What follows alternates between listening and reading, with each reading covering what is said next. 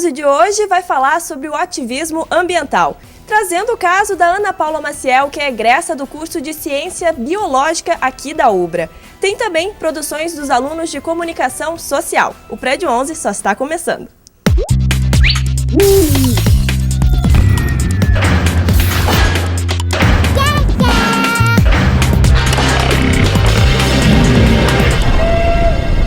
E o Prédio 11 dessa semana vai falar sobre os movimentos ambientais. Para isso, a gente está com o coordenador das Ciências Biológicas aqui da UBRA, o professor Marcos Machado. Professor, muito obrigada pela participação aqui. Eu agradeço, Natália. Obrigado.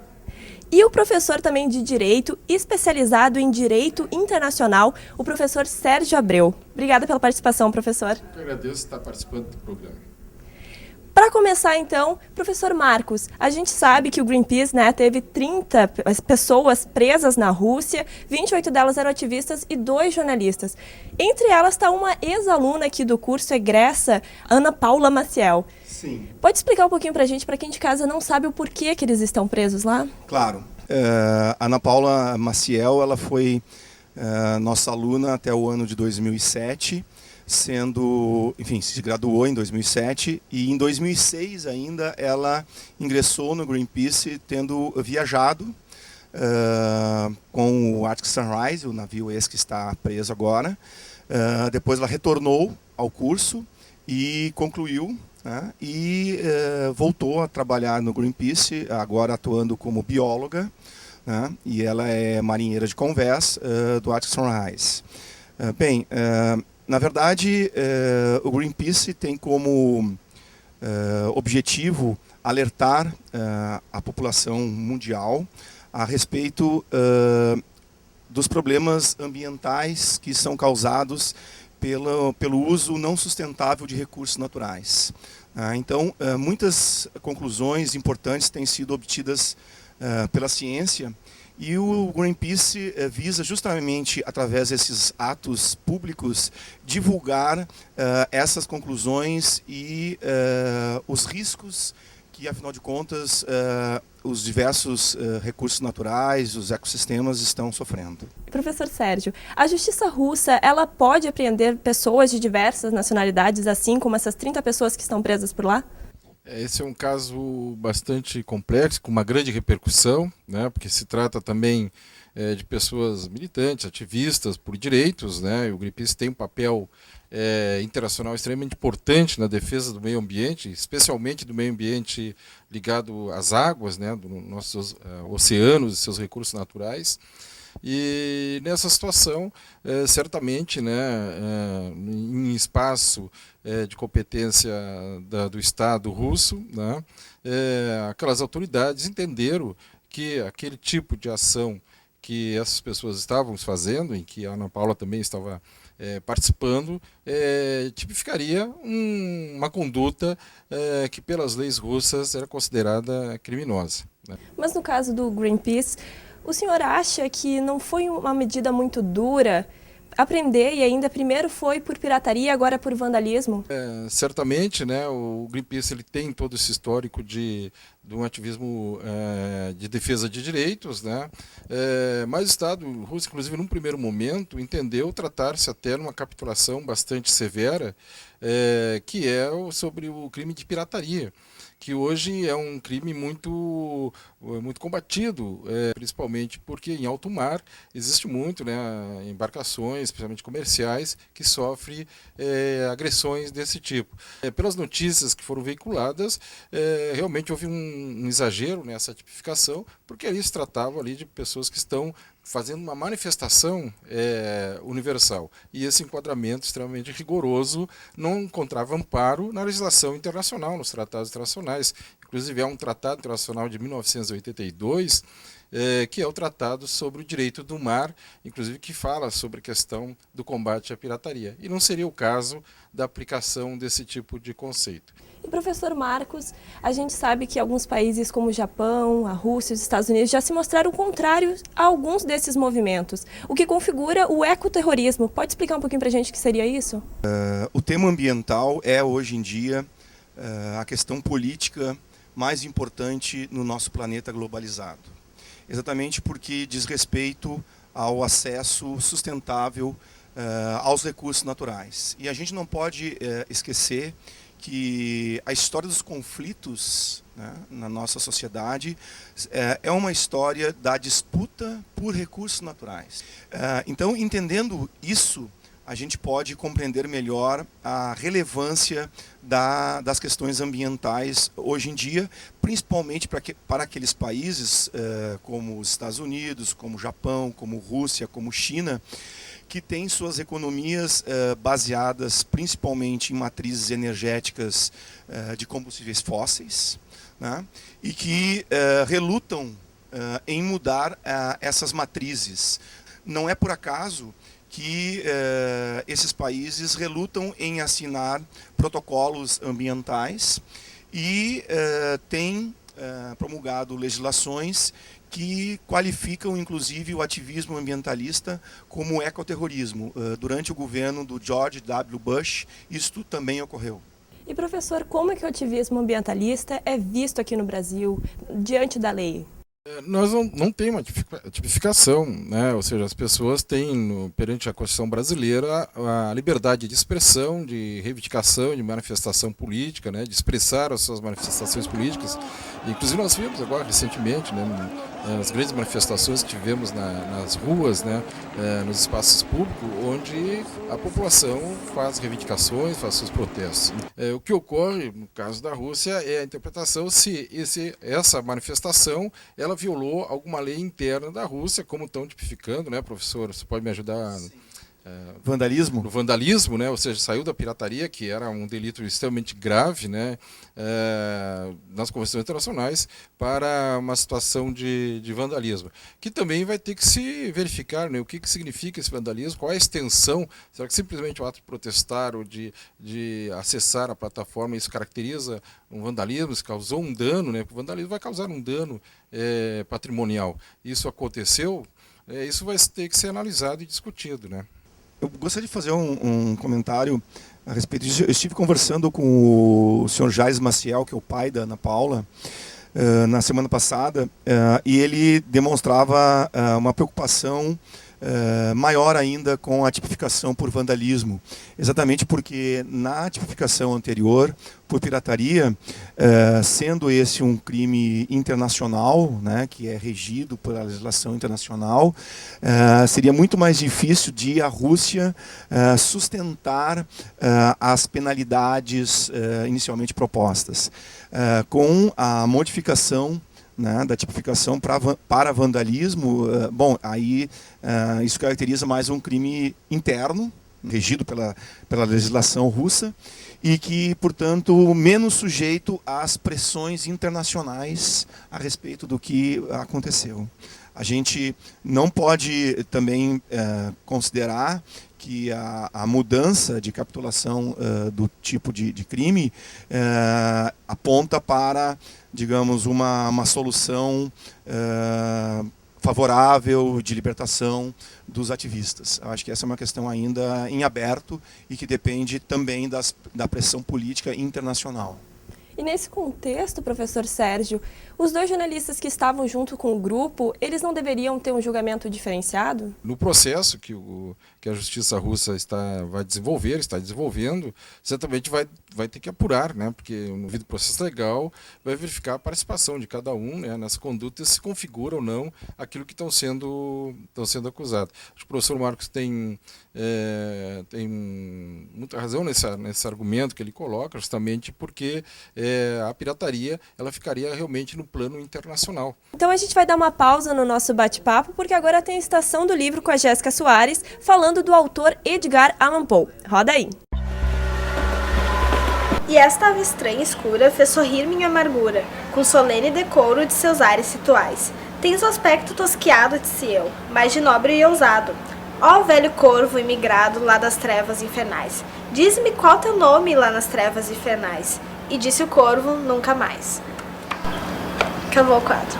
Edgar Allan Poe pode ser considerado um dos principais autores da literatura de horror, o pai do gênero policial e um dos escritores mais fantásticos e perturbados da história. Então, para fazer um pouco diferente hoje, eu vou falar do autor em si e não de um livro específico. Até porque os contos e poemas desse escritor, eles são divididos em diferentes montagens, dependendo das antologias.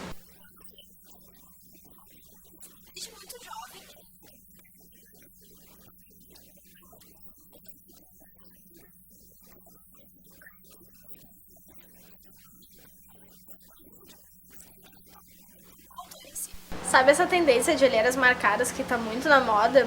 Então, o Poe tinha 2 pássaros mortos embaixo dos olhos antes disso se tornar mainstream. Pode-se considerar, então, ele um dos primeiros hipsters da história. Olha que legal.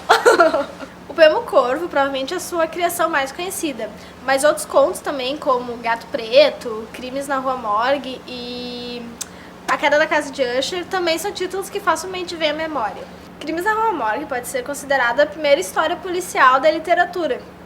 E nela, então, o Edgar Allan Poe apresenta o seu detetive, que não pode ser considerado assim, bem um detetive ainda, porque ele é aquele tipo de cara, só que ele tem um senso dedutivo e lógico muito acentuado.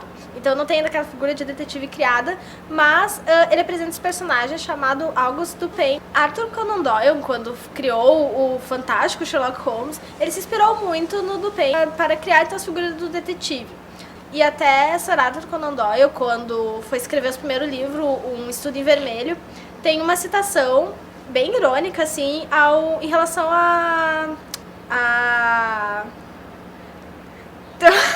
é melhor cortar. Em relação aos modos dedutivos do Dupin. Experimentei pelo crime que praticaram um sentimento que era um misto de horror e remorso, mas não passou de um sentimento superficial e equívoco, pois minha alma permaneceu impassível. Esse trecho é do conto Gato Preto e ele tem uma adaptação muito bacana que foi feita para o cinema em 1934, que tem como protagonistas Bela Lugosi e Boris Karloff. Ninguém mais, ninguém menos que o Drácula e o Frankenstein. 2 dos mestres do horror no cinema, já vale muito assistir, ainda mais protagonizando um conto do Allan Poe. The masterpiece of murder.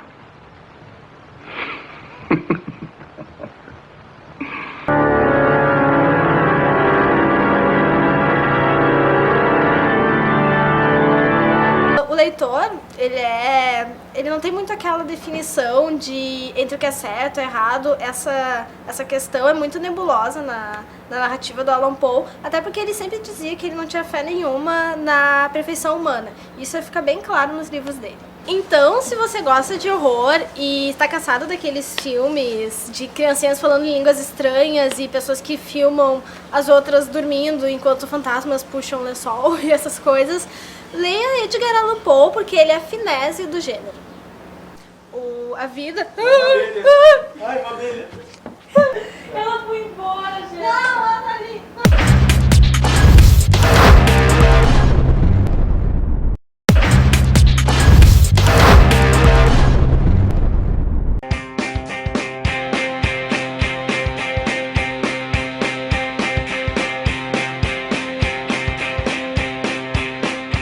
Se eu digo pare, você não repare no que possa parecer.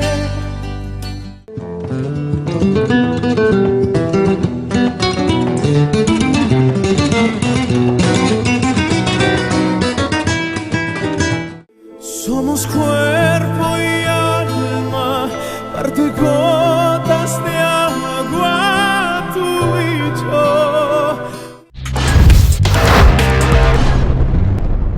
E o Prade 11 está de volta, hoje trazendo como tema movimentos ambientais. A gente está com o coordenador de Ciências Biológicas, o Marcos Machado, e o professor de Direito, Sérgio Abreu, que é especializado em Direito Internacional. A gente estava falando sobre o ecoterrorismo. Eu queria saber, então, professor, aqui no Brasil ele também é aceito ou é mais para os países estrangeiros? Não, aqui no Brasil, pelo que eu saiba, o professor Sérgio pode falar com maior propriedade sobre isso, mas aqui no Brasil não existe nenhuma legislação que qualifique ecoterrorismo. Nós não temos essa qualificação, ecoterrorismo. E o ecoterrorismo não seria visto como algo extremo também? Sem dúvida, né? Seria uma manifestação utilizando já recursos extremos, né, de pressão, né, em relação a uma postura, uma política, né. ou que já acarretaria grave perturbação da ordem ou até a prática de crimes, né? Mesmo que com a intenção de defender uma bandeira política, um direito, a proteção de direito, mas também haveria aí a prática de crimes. Eu acho que é importante a gente caracterizar bem que o Greenpeace ele tem por seu estatuto, né, a definição de ser uma organização pacífica, pacifista, né, que que adota ações apenas de expor ao mundo o que está acontecendo, né? Em nenhuma ação do Greenpeace é utilizada qualquer atitude mais agressiva ou não pacífica, né? O que, de uma certa forma, muitas pessoas acabam ficando mais indignadas por pessoas estarem protestando pelo meio ambiente, enquanto tem muita gente que seriam bandidos sendo soltos. Isso não seria um debate assim muito polêmico na justiça? Seria no momento que se nós juntar tudo, né? Mas a sociedade é complexa, né? Ela tem vários meandros, tem várias situações, né? Nós não podemos fazer análises assim muito rápidas, né? Porque a sociedade humana é muito complexa, né? Os problemas que são gerados pelo próprio comportamento humano, eles são múltiplos, né? É algo realmente assim amplo. Muito amplo, né? Muito amplo. Claro que as coisas são focadas de acordo com os acontecimentos, né? Então nós temos situações como essa que aconteceu lá na Rússia, né? Que infelizmente, né, veio estar tendo esse tratamento pelo governo russo. Temos que analisar também todas as situações, né, porque pessoas foram presas no navios, como estávamos conversando com o professor Marcos, né, e que não estavam lá colocando a faixa, ou seja, todos foram colocados no mesmo cesto, vamos dizer assim, e acusados da mesma forma. E certamente temos que se analisar se a Rússia teria competência, né, para fazer a prisão de todos que estavam no navio, porque eles não, pelo que me parece, as informações, não estariam nas águas territoriais onde o Estado russo teria a soberania plena, né? Estariam fora, ou seja, na chamada zona econômica exclusiva, que é onde o Estado tem a exclusividade da exploração dos recursos naturais, dos recursos minerais, a instalação da plataforma, explorar o petróleo. E de algum modo a justiça brasileira e as justiças das outras nacionalidades podem interferir neste caso? Nesse caso, né, a competência pelos delitos dentro do seu Estado é do governo russo. Tem que fazer um processo, né, de acordo com as leis russas, né, inclusive a própria Declaração Universal dos Direitos Humanos da ONU de 48, ela afirma que não pode haver distinções entre nacionais e estrangeiros quando submetido a processos judiciais, né, em situações de prática de crimes ou no respeito aos seus direitos. Então, eles têm que ser submetidos a todas as garantias constitucionais do Estado russo. Pode haver pressões políticas, né, políticas das organizações que, como o Greenpeace, de apoio, né, à comunidade, que o governo russo entenda, né, qual foi realmente o objetivo daquela manifestação. Também por vias diplomáticas, o governo brasileiro certamente, através das instâncias diplomáticas, já está acompanhando esse caso. Então são várias frentes, né? Nós esperamos que realmente tenha um deslinde extremamente favorável, né, de libertação, nesse caso, pelo não enquadramento numa condenação relativa ao que está sendo acusada de vandalismo. Uma coisa bem interessante é que tem imagens. O próprio pessoal da ONG, né, conseguiu fazer imagens da abordagem. Isso não pode contar na hora do julgamento ou não vale? Sem dúvida, né, todo material, né, que retrate bem o que aconteceu, como é que foi a abordagem na plataforma, a abordagem no navio, como é que as autoridades russas procederam, isso tudo são fatores importantes para serem levados, né, junto ao processo e discutidos, né, pela defesa da Ana Paula, né. Até porque temos que ver todos os elementos que possam levar que ela seja absolvida nesse caso. Claro que ela estava no navio do Greenpeace, era um movimento, era um objetivo de fazer aquele alerta para a comunidade internacional sobre a situação da exploração do petróleo no Mar Ártico, né? Mas até que ponto, né, aquela manifestação realmente ela é uma situação de vandalismo, né? Pode contar então como ponto a favor das pessoas que estão presas lá. Sem dúvida, né? Sem dúvida, todo o material é importante para comprovar a participação dela, né? Ele não estava na ação direta lá, ela estava no navio. Isso pode ser uma coparticipação ou um auxílio, mas não o cometimento do comportamento final. E, professor Marcos, a gente está falando de alguns países que são contrários a esses movimentos.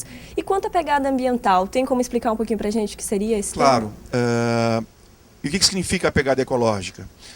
É a quantidade de recursos que cada indivíduo, ou cidade, ou país necessita para manter a sua sobrevivência e o seu nível de consumo. O que a gente pode dizer sobre a pegada média mundial é de 1,5 planetas Terra. O que isso significa? Significa que nós estamos já hoje consumindo 50% a mais dos recursos necessários para a nossa sobrevivência. E qual é a consequência disso? A consequência diz respeito não só às espécies viventes, de animais, vegetais que estão sendo extintos, mas diz respeito, coloca em xeque a sobrevivência das gerações futuras, porque efetivamente é isso que nós estamos fazendo, nós estamos consumindo recursos de gerações futuras. Países como o Brasil, que tem na sua matriz de energia os combustíveis fósseis, eles acabam tendo uma pegada ambiental um pouco maior? A maior matriz energética brasileira é de origem hidrelétrica, né? Mas o Brasil está investindo, né, numa matriz energética baseada em combustíveis fósseis, vide o pré-sal, a exploração do pré-sal. Mas o mais impressionante é que o Brasil contribui mais com a produção de gases de efeito estufa, por exemplo, CO2, metano, óxido nitroso, que contribui para a intensificação do aquecimento global. Quer dizer, a maior contribuição do Brasil não se dá pela queima de combustíveis fósseis, mas, incrivelmente, pela queima de florestas, que é, efetivamente, uma das principais causas de extinção de espécies atualmente. É algo absurdo de se pensar, né? Mas para finalizar então aqui o programa, eu queria perguntar o que a gente pode esperar desse processo das 28 pessoas e mais dos 2 jornalistas que estão presos na Rússia, professor Sérgio. Eu espero que as autoridades russas, né, no seu processo, né, no devido processo, dê todas as garantias constitucionais para os acusados, em especial para, no nosso caso, da Ana Paula, né?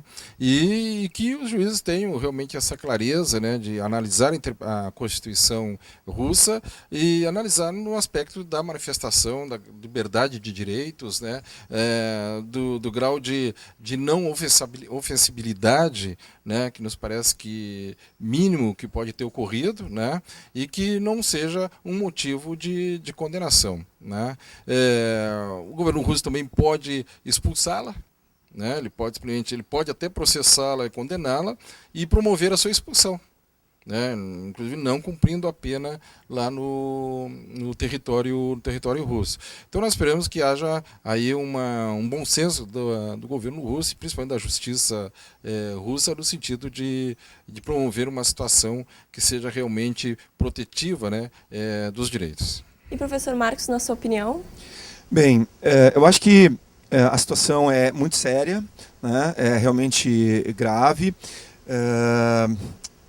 mas acima de tudo eu acho que nós temos que ter clareza que a Ana Paula e, enfim, os 30 ativistas estão lá defendendo uma questão que é de todos nós, né? E nós temos que considerar também a defesa desses ativistas como uma questão de direitos humanos. Eu acho que essa é uma questão também muito importante.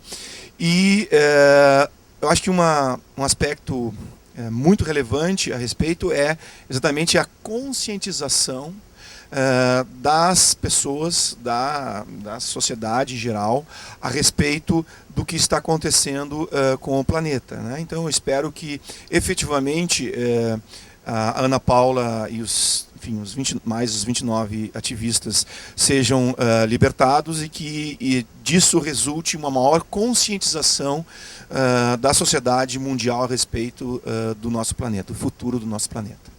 Eu quero agradecer então a presença do professor Sérgio Abreu, do curso de Direito aqui da UBRA, e do professor Marcos Machado, do Ciências Biológicas aqui da UBRA. Obrigado. Voltem sempre quando estiverem à vontade. Eu que agradeço. E o Prédio 11 vai ficando por aqui. Se você quiser obter mais informações sobre as 30 pessoas que estão presas ainda na Rússia, é só acessar o portal do Greenpeace aqui do Brasil. Até semana que vem!